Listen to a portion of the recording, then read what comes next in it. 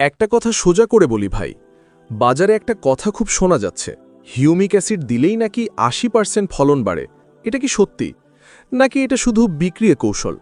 আজ আমি আপনাদের সামনে পরিষ্কার হিসাব তুলে ধরব, হিউমিক অ্যাসিড আসলে কি করে আর কতটুকু ফলন বাড়ানো সম্ভব বাস্তবে।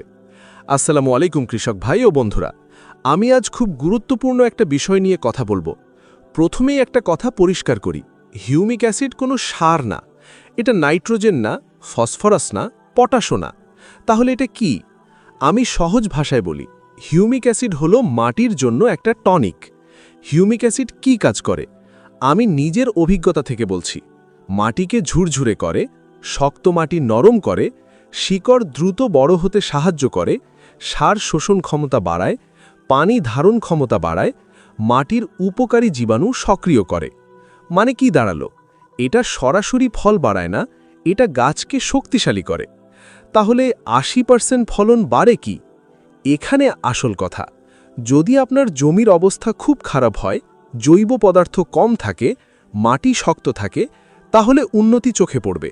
বাস্তবে ২০% থেকে ৪০% পর্যন্ত ফলন বাড়তে দেখা যায়।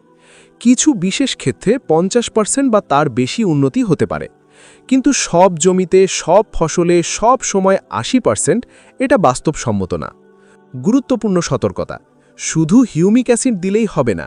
সঠিক সার, সঠিক সেচ, ভালো জাত, রোগ দমন, সঠিক সময় ব্যবস্থাপনা সব কিছু মিলেই ফলন বাড়ে।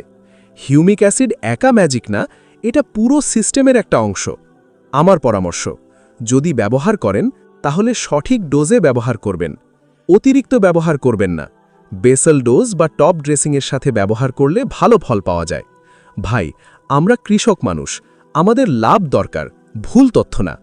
তাই ৮০% গ্যারেন্টির লোভে না পড়ে বৈজ্ঞানিকভাবে কাজ করেন। তাহলেই ফলন বাড়বে, খরচ কমবে, লাভ বাড়বে ইনশাল্লাহ।